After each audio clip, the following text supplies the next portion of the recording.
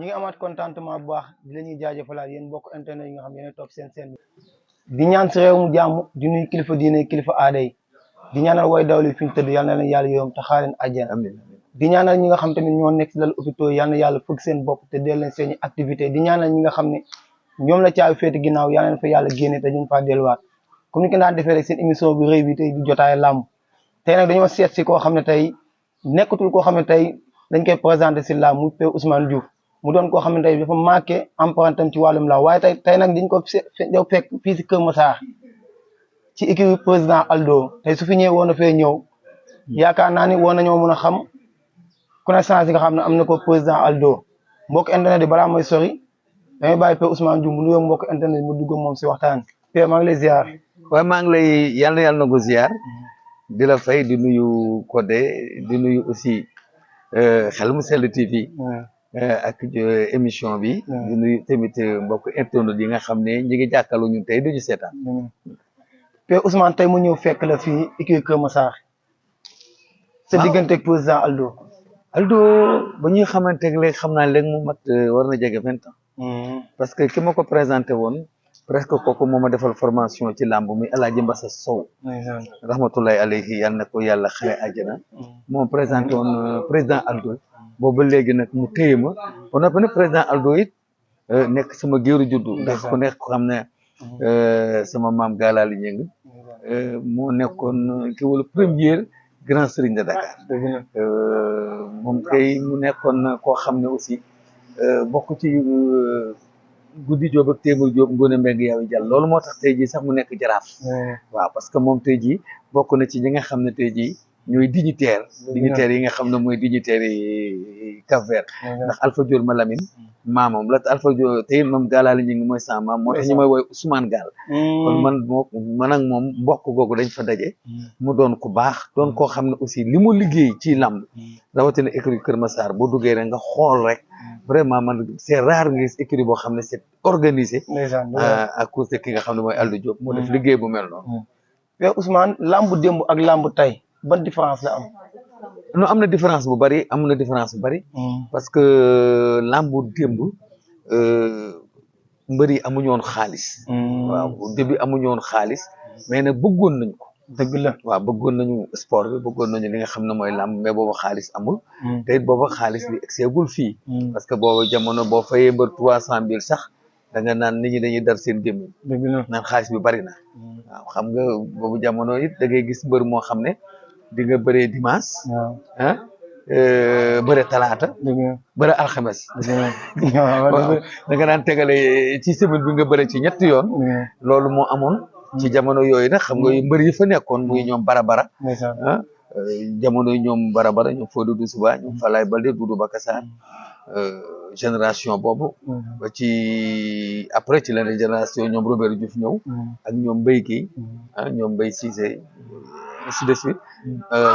ñoom Faga 1 Faga 2 mu écurie Fass parce que ñeenti écurie rek moo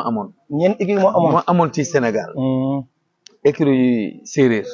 écurie séeréer boobu Alioune Sarr ci boppam ci la bokkoon Alioune Sarr président Alioune Sarr ak écurie Waalo ci la ñoom Alioune Seye numéro 1 nekkoon ñoom Balla Gaye numéro 1 ñoom Boy Remorque ñoom Samba Diaw ñoom Souleymane Diaw ñoom Ousmane Ngom nga ñëw nag ci écurie Thiaroye-sur-Mer nag ci la ñoom Bougouma Kane nekkoon ñoom Papa Kane maanaam Bougouma Kane écurie Thiaroye-sur-Mer nekkoon écurie bu rëy écurie Lébu ak écurie Fass yii écurie ñoo fi nekkoon après nag ci la innovation am ñuy créé nag ay école de lutte nangam mais écurie daal ñu fi gënoon a siiw muy Waalo da daan ñëw ak culture am ay tamala daan indi bu ñëw écurie Fass ak seen culture écurie Thiaroye ak seen culture écurie séeréer ak seen culture écurie séeréer ñoom Robert Diouf ñoo fa nekkoon ñoom Sitafa Thior Jali Birama Thior xam naa ne yooyu de du ngeen leen xam da ngeen leen di dégg rek ñoo fi nekkoon mu nekkoon daal écurie daal ñoom ñoo fi nekkoon après nag xam nga Double Less bi mu ñëwee directement écurie Fass la njëkk a nekk waaw moom Fass la ne woon Fass la njëkkoon a nekk moom Double Less nekk fa Mbaye Gueye ko yoroon presque moo tax jour bi muy dëkk Mbaye Gueye mënu koo xool ndeysaan daf koo dëkk ba noppi gestu li tax mënu ko woon a xool mais kersa gi parce que aussi lamb war na leen a boole te ci Mbaye Gueye la démarré woon léppam donc bu loolu amee dina xaw a am tuuti lu ko gêné waaye foog mu bëre Mbaye Gueye mu mën a percé xam nga moom tuddul woon Double Less nan la tuddoon Njool Màkka la tuddoon Njool Màkka lañ ko doon wax mais El Hadj Abdoulaye Nar Samb mënu tur bi lamb dëppawul ak lamb nañ ko changé daan na ko tudd naa la Double Less El Hadj Abdoulaye Nar Samb yàlla na ko yàlla yërëm xare ko àjjanal firdawsi loolu moo tax lamb démb ak lamb tey uute na lool parce que man nag bi Alioune Sarr ñëwee xam nga avant Alioune Sarr Ablaye Diop Makhtar waaw Ablaye Diop grand serigne de Dakar bokkoon na ci ñi nga xam ñoo yoroon lamb ci ndeysaan waaw ñoo ko yore woon mais biñ ko yoree quelque temps ñuy progresser di progresser bay mu jaar ci ay ministre Ousmane Paye ba rogalaat ba ñu jox ko Alioune Sarr defe naa en 94 dañ ko jox Alioune Sarr bu ko joxe Alioune Sarr 94 nag ci la commencé nag jubbanti yëf yi parce que bu njëkk ba làmb caxabal am na ci da nga daan gis sax ku yore laxasu kaane ñu kenn xamul ay béjjinu koobaa siwlii siwuloon daal parce que li ci ëppoon daal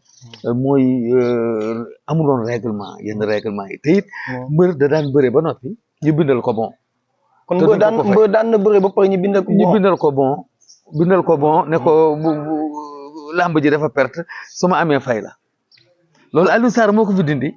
mention spéciale président Alioune Sarr loolu Alioune Sarr moo ko fi dindi mais foofu laay duggee tamit bu yàggul fal nañ président CNG bu bees muy Malick Ngom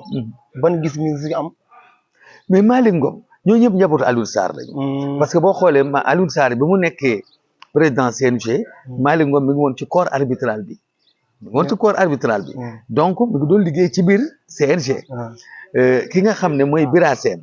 moom tamit mi ngi woon ci CRA bu Kaolack mi ngi woon ci Kaolack xam nga dafa am CRG bu Kaolack wala Bira Sène ne ko maa ngi rappelé wu lamb ju ma fa demoon ak Serigne Modou Niang ci ak Guinguinéo keroog moom moo ko tëgg mu nekkoon drapeau Souleymane Ndéné Ndiaye boobu nga xam ne keroog Serigne Modou Niang moo ko tëggoon ak Guinguinéo moo ko doon officier moom Bira Sène kon yàgg na CNG ñoom ñëpp ci keppaaru Alioune Sarr la ñu jógee donc Bira Sène bi nga xamee ne Alioune Sarr choisir na ko xamoon na lu mu choisir xamoon na ko xamoon na ne kii am na compétence bi moo tax mu choisir ko jox ko mu liggéey te it xam ngeen ne ñëpp xam ne Bira liggéey na Bira bi bu ñëwee indi ne ay réforme am solo ay réforme am solo parce que bu njëkk ba lamb yi dañ daan guddee lu ko daan guddeel parce que da nga xool lamb ju combat préliminaire yi day durer 10 minutes grand combat bi durer 15 minutes loolu yëpp nga ci 10 combat day gudd mu def réforme mu def ko 5 minutes grand combat mu def ko 10 minutes kooku xam nga loolu réforme bu am solo la VAR bi ci moom la ñëwee kon kan indi na réforme indi na réforme bu am solo donc gis nañ ne Bira liggéey na aussi ci li nga xam ne mooy guddee bi ndax lamb dem ba 23h jaaduwul léegi lamb moom lu mu guddee balaa 21h mu tas kooku tamit Bira Sène liggéey na fa donc def na liggéey bu am solo waaye nag lépp loo gis dafa am njeextal boo nekkee ci dara xamal ne bis dina ñëw nga jóge fa keneen ñëw mais keneen ki ñëwit bi Bira nekk président CNG moom ba tey mi ngi ci corps arbitral bi Bira nekkoon patron léegi tey nag moo remplacé Bira kon moom am na lu mu xam ak loo xam ne fekk na ko fi kon moom day ñëw rek defaraat gën a amélioré boo dee xool sax barki démb def nañ seen première réunion bi nga xam ne mooy réunion CNG bi may nuyu bu baax Malick Ngom sama xarit la sama doom la bu baax Malick Ngom ak Mbaye Fall borom heure du tigre léegi moom moo yore lutte avec frappe Manga 2 moo yore lutte sans frappe Abdou Aziz Ndiaye moo yore marketing ñu gis fa ku mel ne ñoom Abdou Aziz Gueye Bamba Mboup moo yore léegi réception ak civisme Boy Kayre moo yore léegi les sages ba tey njabootu lamb rek ñoo fa nekk seen première réunion bi da ngay xool li mu njëkk a attaqué mooy VAR bi ndax dafa ne VAR bi c'est pas normal ñu di ko def ci grand combat yu mag yi rek voilà surtout tamit loolu yeneen combat yi ndaw yi kenn def VAR mu ne moom dafa bëgg moom déjà bu démarré rek VAR léegi ñëpp VAR bi léegi c'est partout. waaw VAR bi léegi c'est partout léegi amul combat bu mag parce que aussi amul promoteur bu mag promoteur bu ndaw. parce que licence bi amul licence buy jar 1 million. ñëpp ñoo bokk prix ba ñuy jënd licence. kon ba promoteur dañ leen war a yamale. dëgg la waaw te loolu déjà ñu ngi koy attaqué te xam naa ne moom Malick mi ma xam. dina def réforme yu am solo yoo xam ne xam naa ne làmb ji dana ci kontaan. ndeysaan mais suñu doomu réew génnoon dem ci Thaïlande muy Omar Kane Reug Reug. gis nañ ndam lu rëy li nga xam ne tey moom la ñu indil. tey noo dundee lool noonu bu Omar Kane Reug Reug jëlee ndam ni xam nga man loolu bettuma ci Reug Reug. ndax Reug Reug bokk naa ci njëkk a invité télévision. dëgg la Reug Reug xale la boo xam ne dama ko suivre. ci mbapat muy dem ci mbapatu séeréer yi Adrien Senghor dem nañ ba mbapat bi ñu mujjee daje Lat Mengue lañ mujjee daje après mu ci la ñëw nag directement ci lutte avec frappe bi.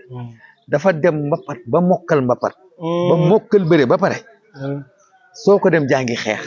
xam nga mbër yi dafa am lu ñu war a def. jamono day dox. dëgg la bëre dóor bu dee bëre dóor la da ngaa war a jàng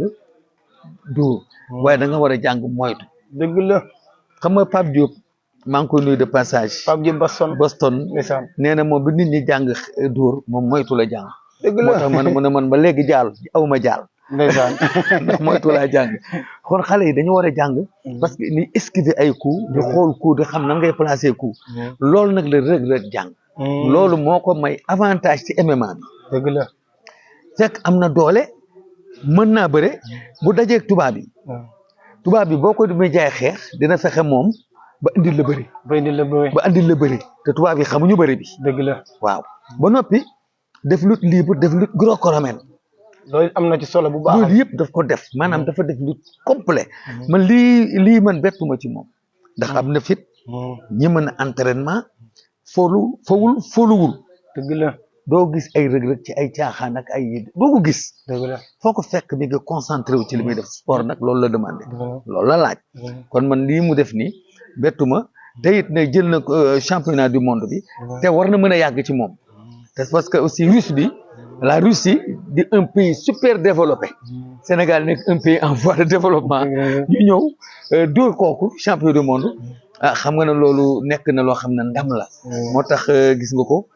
le président de la république moom gis nga ko muy Bassirou Diomaye Faye. ñu ñaanal ko rek yàlla na ko ndam li ji mais ndam li moom ndamul Sénégal la parce que drapeau Sénégal la dem yëkkati ji. ci devant le monde entier pour ñu xam lan mooy Sénégal. te Ousmane foofu laay duggee ci combat bi nga xam ne waa Gaston production ñoo ko tëgg dox si diggante Omar Kane Reug Reug ak Boy Niang numéro 2 fi may njëkkee si Omar Kane Reug Reug boo ko indi woon ci diggante moom Boy Niang numéro 2 lan nga koy bëreloo. mais ni mu daan bëree rek parce que doo bàyyi sa manin. Reug Reug bu mu bàyyi maninam. parce que mi ngi bëre koo xam ne dafa def boxe. dëgg la dafa mën a xeex te dafay dóor maanaam dóoram dafa leer maanaam li xeexam dafa leer. dëgg la moom mais nag Omar Kane léegi diggante bi jàng na fi nag léegi xeex. waaw jàng na fi xeex kon léegi xeex boobu dina am moom. ñoom ñaar dinañ xeex. waaye nag bu ñu mbappatee Reug Reug day am na fenn am fa xam ne am na fa avantage. te Ousmane li tax bu ñu mbappatee Reug Reug ëpp avantage am. parce que Boy Niang numéro 2 waaw Boy Niang mën na bëre lool. mais Reug Reug boo jàppanteeg moom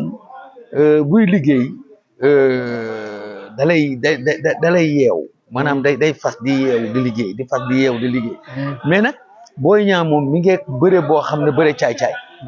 bëre caay-caay goo xam ne. bu Reug Reug deful nak mën na ko suruxal. ba seen biir bëre dañuy gis bo Omar Kane Reug Reug sax bu jàppee day dajale. mais Boy Niang numéro 2 sax bu tàppee day def action dem. day def action dem. moo tax ma ne la dajale boobu muy def. ndax dina ko may temps bi mu dajale. ndax Boy Niang numéro 2 dina ko may temps mu dajale. foofu la wax jëne foofu nag la problème bi ne. parce que gis nga làmb jooju boobu rek laa taxaw ne 50%. Boy Niang Omar Kane Reug Reug foofu moom 50%. parce que kenn ku ci nekk am nga fee mu daan sa morom. ndeysaan ku njëkk la gën a bëgg làmb ji mooy daan. dëgg la waaw ndeysaan jour boobu ki gën a bëgg làmb ji mooy daan ki gën a bëgg làmb ji mooy daan loolu am na solo te Ousmane Diouf lan ngay tàggatoo. gërëm leen sant leen. ndeysaan di ñaan jàmm. di gërëm bu baax ko de di gërëm di seen site bi. di leen ñaanal yàlla mu gën a yàlla gën cee tuur xéewal di la ñaanal yow tamit di ñaanal aussi sa mbokk internet yi di ñaanal nag njabootu làmb yëpp di wax rek nag làmb nag ñun ñëpp ñoo bokk ndey ñoo bokk baay benn bopp la te benn bopp kenn du ko xar ñaar ñun ñëpp ñoo bokk ndey ñoo bokk baay na ñëpp jàpp bu ñëpp jàppee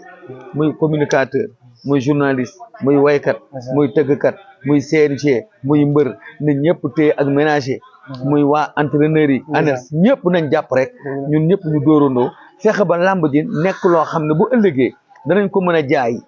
bitim réew mu muy dugal ay devises ci réew mi ni ko football bi di dugale ci seeni réew ñoom tubaab yi karaté bi du ko dugal MMA bi du ko dugal pourquoi ñun nag suñu làmb ji nag du dugal alal nag ci suñu trésor yi war na mën a dugal alal ju bari lool te loolu nag ñun waa làmb ñoo ko mën a liggéey di remercier nag suñu ministre Khady Diène Gaye di ko ñaanal yàlla yal na ko yàlla may ndam ci liggéey bi loolu daal laa amoon loo xam ne moom lay wax di nuyu ñëpp di ñaanal ñi ci jàpp voilà mbokk internet yi ñu ngi leen di jaajëfalaat tey ñu ngi seet woon suñu papa boo xam ne Père Ousmane Diouf tey yaakaar naa ne Père Ousmane Diouf nekkatul koo xam ne dañ koy présenté ci làmb mag ñi la làmb soxla mag ñi yàgg nañoo nekk ci làmb mosoo leen dégg ñu wax ju ñaaw mosuñoo wax loo xam ne dañ leen ñuy xeebee kon suñu papa Ousmane Diouf ñu ngi lay jaajëfal bu baax a baax ci oyof gi nga xam ne tey oyof nga ko ba nangul ñu li nga xam ne tey moom lañ bëggoon def muy émission bi naan leen nag yéen bokk internet yi nga xam ne yéen a topp seen bi fee rek bu leen di fàtte di partage ak abonné ñu ngi leen jox di daje ci beneen gox ak beneen daanaan ñu ngi leen di jaajëfal bu baax a baax